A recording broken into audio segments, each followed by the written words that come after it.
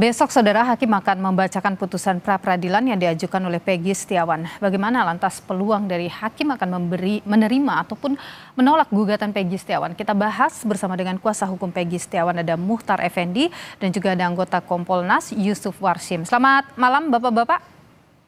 Selamat malam Mbak Nilu. Selamat malam. Selamat malam Pak Muhtar. Oke. Siap. Saya ke Pak Muhtar dulu. Pak Muhtar, saya yakin Anda tentu bersama tim kuasa hukum merasa optimis ya ini akan bisa dimenangkan oleh Peggy Setiawan. Tapi apa yang paling kemudian membuat tim kuasa hukum ini yakin mungkin bisa memenangkan pra-peradilan ini? Baik, Mbak, mohon izin Pak Yusuf.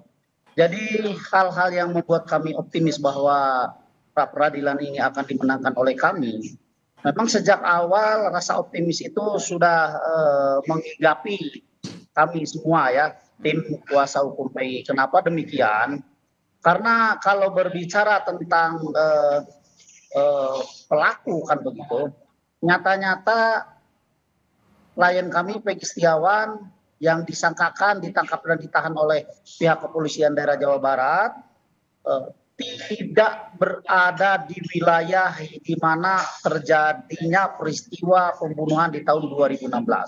Karena memang beliau sedang berada di Bandung dan itu semua disampaikan oleh rekan-rekan beliau. Itu yang pertama. Kemudian yang kedua, pada saat juga dilakukan penggeledahan oleh pihak kepolisian di tahun 2016, ibunya Peggy Setiawan kan sudah menyampaikan juga bahwa Peggy itu ada di Bandung.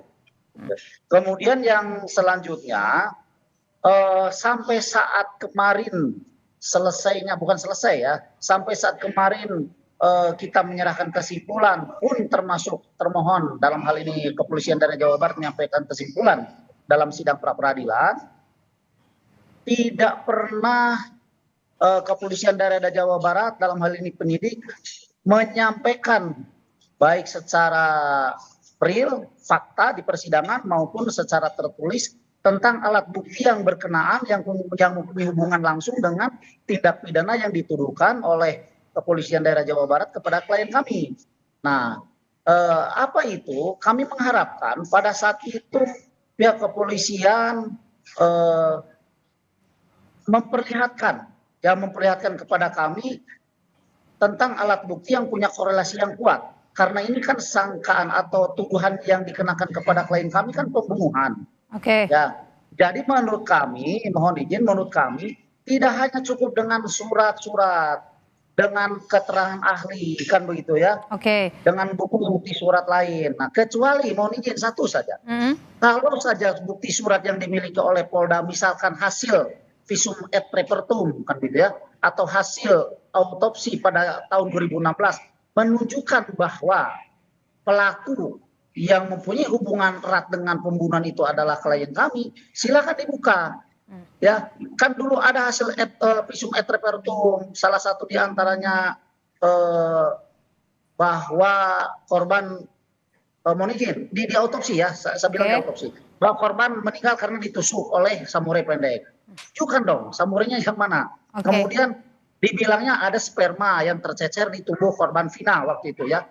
Tunjukkan bahwa itu adalah sperma berdasarkan hasil tes DNA adalah sperma klien kami. Oke. Dan sidiknya pun harus ditunjukkan melalui hasil daripada autopsi, demikian. Oke, baik. Pak Yusuf, kalau Anda melihat semua yang dibawa oleh tim dari Polda Jawa Barat dalam pra-peradilan Peggy ini, apakah cukup kuat untuk meyakinkan hakim bahwa ini adalah Peggy yang dimaksud, dia memang pelaku pembunuhan itu? Tidak ada cacat prosedur di situ? Baik, terima kasih Mbak Nilu. Dalam pemantauan terhadap proses jalannya sidang pra-peradilan yang dimohonkan oleh pihak kuasa, oleh pihak Peggy Setiawan, yang telah dijawab permohonannya oleh termohon Polda Jabar itu tentu kami pantau apa yang telah kami pernah mendengar dan menyimak serta melihat pada saat kami melakukan pemantauan langsung terkait dengan proses penyidikan Peggy Setiawan terkait dengan alat bukti yang dijadikan dasar dalam penetapan tersangka. Nah, secara spesifik apa yang telah disampaikan oleh pihak Polda Jabar tentu menjawab semua permohonan dari pemohon pra peradilan. Nah, setidaknya ada dua hal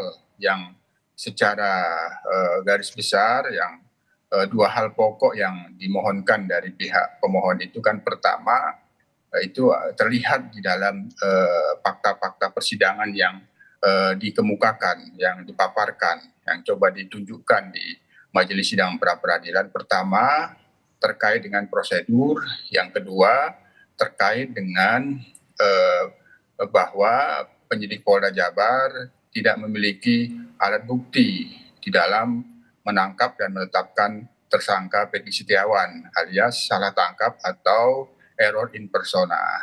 Dua hal ini tentu sebenarnya sudah dijawab oleh pihak Polda Jabar, hanya apakah jawaban dari pihak Polda Jabar ini pertama terkait dengan prosedur, yang kedua terkait dengan alat bukti di dalam menetapkan tersangka itu tentu ini menjadi kewenangan majelis hakim untuk bisa menilainya, karena ini sudah masuk dalam proses kita menunggu putusan pengadilan pra peradilan besok, jadi sepenuhnya kita serahkan. Hanya kita bisa menduga bahwa kemungkinan hakim akan mempertimbangkan prosedur ketika berpihak kepada pemohon di mana membatalkan penetapan tersangka, menyatakan tidak sah.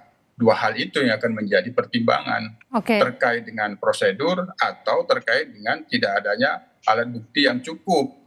Begitu juga apabila itu putusannya berpihak pada Polda Jabar yang menyatakan sah, kemungkinan itu. Tapi juga ada kemungkinan lain. Kalau kita mendengarkan pernyataan putusan untuk Indonesia, barangkali ada semacam katakanlah membatalkan penetapan tersangka dengan koma. Begitu juga nanti barangkali menyatakan penetapan tersangka itu sah barangkali dengan koma. Karena dua hal ini bisa dua-duanya dipertimbangkan, bisa salah satunya terkait dengan prosedur, terkait dengan alat bukti. Dua hal ini sebelumnya telah pernah kami sampaikan untuk diperkuat, dan kami berikan saran-saran karena tujuan Kompolnas kan mewujudkan Polri yang profesional. Bagaimana profesionalitas penyidikan ini, dua hal itu sudah pernah kami sarankan. Ketika nanti diuji pra peradilan, penyidik harus mampu menjawab dua hal itu. Oke.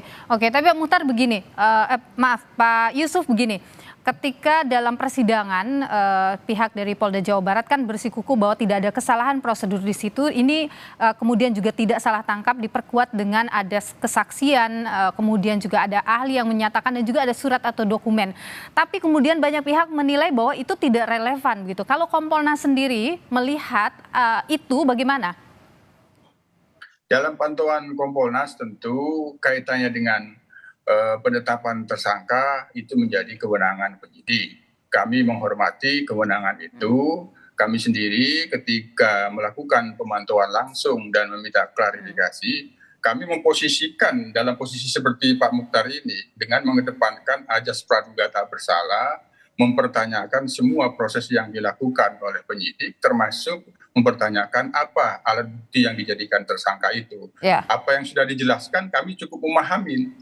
Kami cukup memahamin, adapun beberapa kelemahan-kelemahan yang kami lihat itu kami sarankan. Tapi itu aspeknya ada pada material. Nah, mungkin begini Mbak Nilu, kemarin itu penyidik sendiri, Polda Jabar sendiri kuasa hukumnya, berusaha untuk tidak menjawab terkait dengan aspek material yang itu sebenarnya oleh kuasa hukum Peggy menggali itu. Tapi inilah sepenuhnya menjadi majelis hakim. Apakah tidak adanya jawaban yang dimaksud oleh kuasa Peggy itu terkait dengan aspek material itu, ya itu tentu ada pada pertimbangan hakim nanti. Apakah itu sudah memenuhi jawaban atau tidak. Sementara dari aspek formil ya kami lihat apa yang dijawab oleh pihak Polda Jabar itu sesungguhnya kalau itu kaitannya dengan kompetensi absolut pra peradilan itu hanya kaitannya dengan aspek formil sebenarnya sudah memadai. Jadi Kompolnas menilai sudah memadai ya untuk menetapkan ataupun menangkap Peggy Setiawan ini?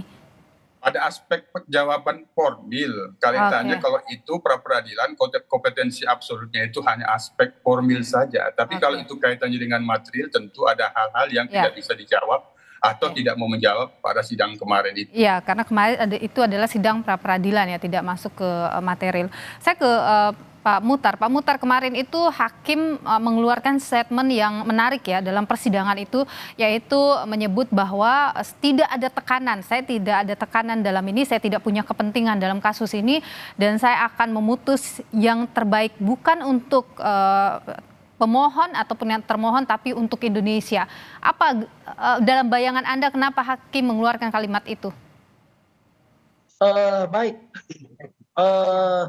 Kami sangat sepakat dan setuju dengan apa yang disampaikan oleh Hakim Tunggal Bapak Eman. Itu menandakan bahwa beliau dalam melaksanakan tugas dan kewenangannya sebagai Hakim Tunggal dalam proses pra peradilan ini atau dalam gugatan pra peradilan ini, beliau benar-benar menunjukkan integritas yang tinggi dan juga benar-benar menunjukkan sebagai seorang hakim yang memegang teguh daripada prinsip-prinsip daripada seorang hakim.